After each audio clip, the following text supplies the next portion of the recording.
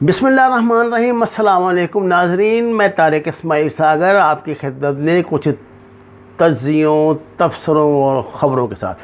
ناظرین کرام، دوحہ مذاکرات اپنے نقطۂ عروج کو چھو رہے ہیں۔ کوئی بھی ایسا ٹرننگ پوائنٹ آ سکتا ہے جس میں آپ کو ایک ایسی خبر سننے کو مل جائے جس کی آپ توقع بھی نہ رکھ رہے ہوں۔ ان مذاکرات میں طالبان کے نمائندگی کرنے والے ملا عبدالحکیم حقانی نے اپنی تقریر کا آغاز اطیعوا اللہ و اطیعوا الرسول کی آیت سے کیا، اور انہوں نے یہ بتایا کہ افغانستان کے مسائل کا سیدھا حل یہ ہے کہ فوراً یہاں اسلامی نظام نافذ کر دیا جائے، اشرف غنی نافذ کر دے، ہمیں اس میں کوئی اعتراض نہیں۔ جبکہ اشرف غنی کی طرف کے جو نمائندے ہیں عبداللہ کی طرف سے اور دیگر لوگوں کی طرف سے، جے شنکر اور جارج پومے اور یہ اور وہ، ان کی طرف سے یہ کہا گیا کہ پہلے آپ جنگ بندی کریں۔ آپ کو اس بات کا علم ہے طالبان یہ مطالبہ کبھی تسلیم نہیں کرتے۔ یہ سبق انہوں نے روس سے سیکھا تھا۔ جب روس پسپائی اختیار کر رہا تھا تو اس نے بھی کہا تھا آپ جنگ بندی کر دیں، لیکن یہ سمجھتے ہیں کہ دشمن اس طرح کی ٹیکٹکس جو ہے نا وقت حاصل کرنے کے لیے استعمال کرتا ہے جو وہ دینے کے لیے تیار نہیں، وہ اس کو انگیز رکھنا چاہتے ہیں اور رکھ رہے ہیں۔ طالبان نمائندے کی طرف سے کہے جانے والی یہ بات کہ اسلامی نظام نافذ کیا جائے، بجلی بن کے جے شنکر اور جارج پومے اور جو دیگر وہاں پہ بیٹھے ہوئے لوگ ان کے اعصاب پہ گری کہ یہ انہوں نے اچانک کیا پخ نکال لی۔ ظاہر ہے یہی ان کا ٹارگیٹ ہے، یہ ان کا مقصد حیات ہے، اسی کے لیے انہوں نے جہاد کیا اور اب تک کر رہے ہیں، اور وہ اسلامی نظام کا نفاذ ہی ان کا مطمع نظر ہے۔ پاکستان کی طرف سے انہیں یہ نہیں کہا گیا کہ آپ یہاں جمہوریت نافذ کریں یا کچھ، یہ معاملات ان پہ چھوڑ دیے گئے ہیں۔ عمران خان کی طرف سے انہیں یہ میسیج دیا گیا تھا کہ آپ مذاکرات کامیاب کریں، آپ کیسا نظام وہاں نافذ کرنا چاہتے ہیں یہ آپ کی اپنی مرضی ہے۔ ناظرین کرام، قریب 85% افغانستان پر قابض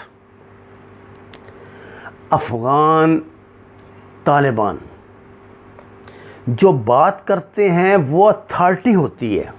ایسی بات نہیں ہے کہ جتنی بات ان کی بات کا وزن ہے، ان کی بات ایسی نہیں جو عبداللہ کر دے گا یا اشرف غنی کر دے گا۔ جارج پومے ایک دنیا کی یونیلیٹرل پاور کے نمائندے ہیں، لیکن وہ یہ بات جانتے ہیں کہ ان سے کوئی بات وہ منوا نہیں سکتے۔ یہ باتیں وہ ٹھیک ہے، انہوں نے بہت بڑا کارنامہ کیا ہے کہ سوڈان سے اسلام کی قریباً چھٹی کروا دی ہے، اور وہاں اور جلدی یہ خبریں بھی آپ کو مل جائیں گی کہ سوڈان جیسے ملک نے جو ہے نا جی وہ قبول کر لیا اسرائیل کو۔ اللہ کے فیصلے ہیں، میں اس میں کیا کہہ سکتا ہوں۔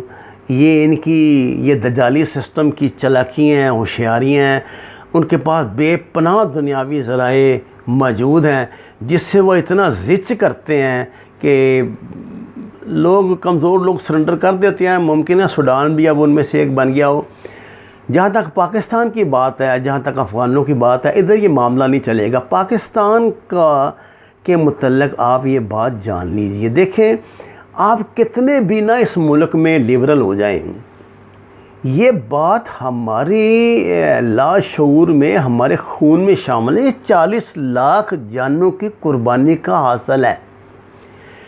مجھے نہیں پتا پاکستان میں کبھی نظام مصطفیٰ نافذ ہوگا یا نہیں، بظاہر مجھے لگتا ہے کہ نہیں ہوگا، لیکن مجھے اس بات کا پتہ ہے کہ اللہ والوں نے پاکستان کے حوالے سے جو پیشین گوئیاں کی ہیں وہ فیصد صحیح ثابت ہوں گی اور جلدی ہوں گی، اور ان کا وقت آ چکا ہے۔ اگر دجالیت اپنے عروج کو چھو رہی ہے تو رحمانیت بھی کوئی خاموش تو نہیں نہ بیٹھی۔ اللہ کا اپنا ایک نظام ہے، اللہ تعالیٰ اس طرح ان دجالوں کو ہماری گردنوں پہ مسلط نہیں ہونے دیں گے۔